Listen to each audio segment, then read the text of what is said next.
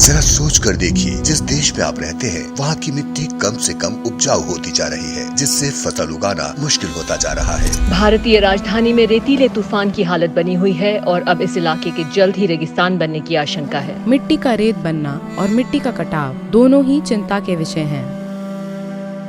Soil is the habitat. मिट्टी ही वो जगह है जो अनगिनत जीवों का घर है। उन पनपते जीवों के कारण ही मिट्टी में सब कुछ पैदा होता है। हमें खाना मिलता है, जानवर जिंदा रहते हैं। ये सब इसलिए होता है क्योंकि मिट्टी अच्छी है। जब मिट्टी अच्छी नहीं रह जाएगी, यानी कई मायनों में आपने दुनिया को बर्बाद कर दिया है। हम कार्बन की बात करते हैं, वातावरण में मिलने वाली गंदगी और कई स्तरों पर होने वाले प्रदूषण की बातें करते हैं। इससे पहले हमें सबसे बड़ी परेशानी का समाधान खोजना होगा, क्योंकि दुनिया में एक गलतफहमी है। अभियान चलाकर नागरिक या सिविक मुद्दों को पर्यावरण के मुद्दे बनाकर पेश किया जा रहा है। आज अगर न्यूयॉर्क शहर में प्लास्टिक की थैलियां तैर रही हैं, तो ये पर्यावरण का नहीं बल्कि एक नागरिक मुद्दा है। अगर हमारी नदियां प्रदूषित हैं, तो इसे ठीक किया जा सकता है। 1 या 2 सालों में अगर इसे साफ करने वाले जरूरी प्लांट्स लगाए जाएं और कानून लागू किए जाएं, तो ये नागरिक मुद्दे हैं जिन्हें कानून लागू करके और जागरूकता के साथ ठीक किया जा सकता है। But the real issue is soil. पर असल मुद्दा मिट्टी है। संयुक्त राष्ट्र की एजेंसियों के पास पर्याप्त वैज्ञानिक सबूत हैं। वो ये साफ कह रहे हैं कि हमारी जमीन पर 80 से 100 फसलों के लिए ही खेती की मिट्टी बची है। यानी हमारी खेती करने के लायक जमीन 45 से 60 सालों तक ही बचेगी। वो इसे मिट्टी का विनाश या अंत कह रहे हैं। आपने डायनासोर या डोडो के विनाश के बारे में सुना होगा, पर अब हम मिट्टी के विनाश की बातें कर रहे हैं। असली समस्या मिट्टी का गायब होना है, क्योंकि पिछले 30 सालों में 80% बायोमास कीड़े धरती से गायब हो गए हैं। 80%। ये आत्महत्या है। ये वाकई आत्महत्या है। तो 45 या 50 साल के बाद धरती पर भोजन का गंभीर संकट होगा। ये होना ही है। जब भोजन का संकट आएगा, तो जिसके पास सबसे बड़ी बंदूकें होंगी वो आकर भोजन ले जाएगा, और दुनिया भर में लोगों के लिए हम जो दुख और दर्द पैदा करेंगे, उसकी कल्पना करना भी मुश्किल है। यह मत सोचिएगा कि सिर्फ गरीब मरेंगे। वो अमीरों को मारेंगे और अमीर मरेंगे। तो मैं चिंता पैदा करने की कोशिश नहीं कर रहा हूं। ये एक सच्चाई है जो हमारे इतिहास में कई बार हुई है, और एक बार फिर दुनिया के मुख्य वैज्ञानिक इसकी भविष्यवाणी कर रहे हैं। तो हम इसका क्या करने वाले हैं?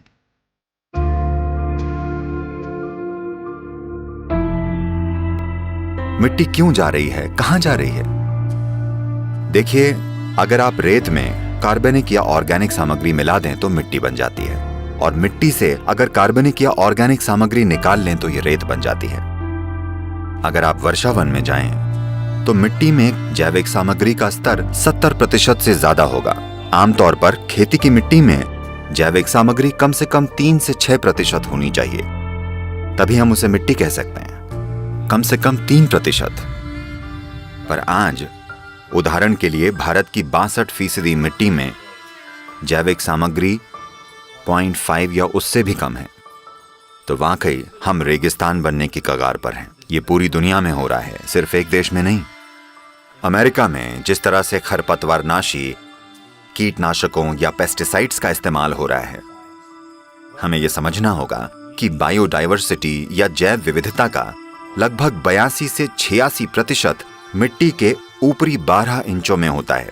जब हम मशीनों से जुताई करते हैं, जैसे ट्रैक्टर 9 से 12 इंच की गहराई तक जुताई करता है और उसे खुला छोड़ देता है, इसका मतलब है हम जैव विविधता को बिल्कुल नष्ट कर रहे हैं। जैव विविधता यानी मिट्टी में मौजूद ह्यूमस।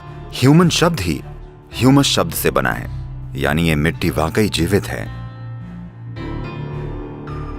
तो ये बहुत बहुत जरूरी है कि मिट्टी पर ध्यान दिया जाए, क्योंकि अगर आप 1/3 से 40% भूमि को पेड़ की छाया में रखते हैं, खासकर उष्णकटिबंधीय या ट्रॉपिकल दुनिया में, तो जलवायु में बदलाव को आसानी से पलटा जा सकता है। जमीन बस इसलिए गर्म होती जा रही है क्योंकि इसे जोता या पक्का कर दिया गया है। जमीन को पेड़ों से ढकना जरूरी है, चाहे जैसी भी प्राकृतिक घास, झाड़ियां, पेड़ जो भी हों, क्योंकि ये सब पर्यावरण की मदद करेंगे। और हमें यह भी समझना चाहिए कि मिट्टी एक बहुत जरूरी कार्बन सिंक है और मिट्टी ही धरती पर सबसे ज्यादा पानी सोखती है। ये मिट्टी ही है जो सारे जीवों का आधार भी है। धरती के चारों ओर औसतन 36 से 39 इंच ऊपर की मिट्टी धरती के 87% जीवों का आधार है।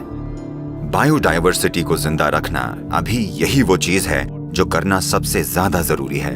अगर हमने अभी शुरू नहीं किया तो ये नहीं हो पाएगा।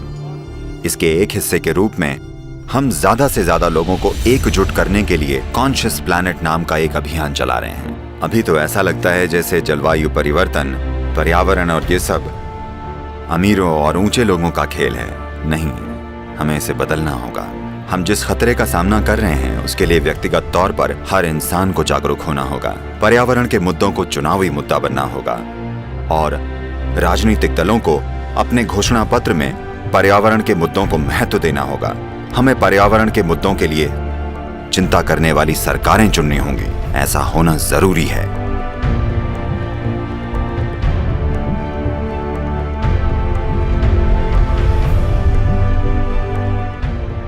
तो हम ये देख रहे हैं कि 192 देशों के लिए नीतिगत सिफारिश कैसे लाई जाए।